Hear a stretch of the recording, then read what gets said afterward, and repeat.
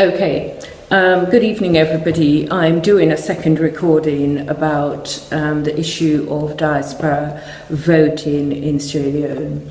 This week the registration has started in Sierra Leone, and a lot of people have been out and about in the capital and the rest of the country trying to register. Now, we're hearing quite a lot of stories coming out of the country of people having significant difficulty in registration, and we know that the registration period lasts only a month, which is going to be very difficult to get everybody to register in the country, and also for those of us who live in the diaspora to make arrangements to go home and register. Okay, so I'd like to talk a little bit, obviously, about us in the diaspora and how it is that this affects us, the whole business of registration and also of voting in the elections next year. Now, first and foremost, just to give you a bit of background, it is estimated here in the United Kingdom that we have 20,000 Sierra Leonean nationals who live and work in this country. That's an estimation. And when I say Sierra Leonean nationals, I mean those who were actually born in Sierra Leone, somebody like me, born in Sierra Leone but now live here, conducting their lives as anybody else would.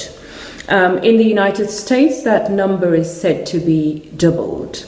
So all in all, and I'm not talking about other countries in the rest of Europe, I'm not talking about other African countries where there are Sierra Leonean nationals, or even in Australia, because there's been a recent trend for Sierra Leoneans to actually travel to Australia to live and to work.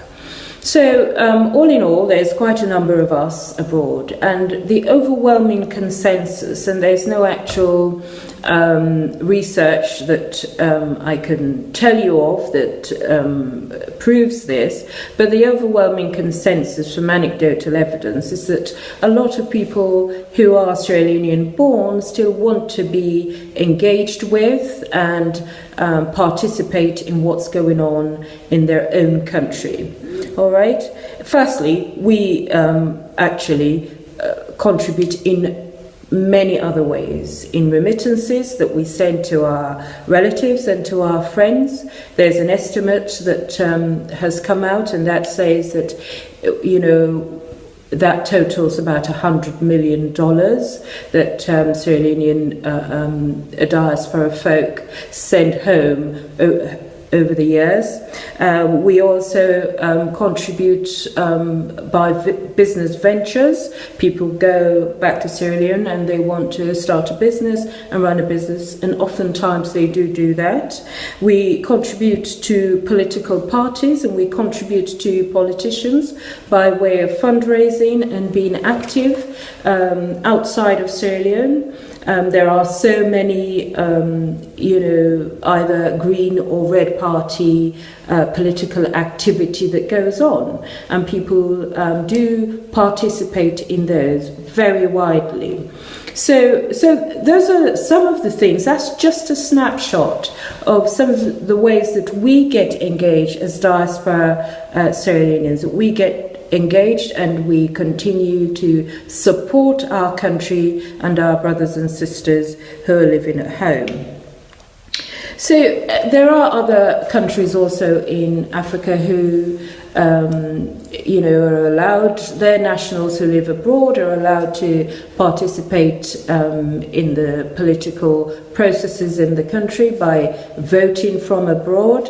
These countries are Burkina Faso, Mali, South Africa, Ghana, Morocco, Guinea, and Kenya. Now, Guinea is next door to us in Sierra Leone. They are our next door neighbours. So if Guinea can do it, then we can do it. We really would like to be able to participate in what's going on in our own country, and we feel that this is possible. We have been allowed to do it via our constitution, and we are appealing to the wider Sierra Leonean diaspora to do one or two things. Either you send a letter, which has been circulating for a while on social media, to NEC, stating that you would like to be able to have the vote from abroad, or you sign a petition. That also has been circulating in social media. If there are any questions on either of these two methods,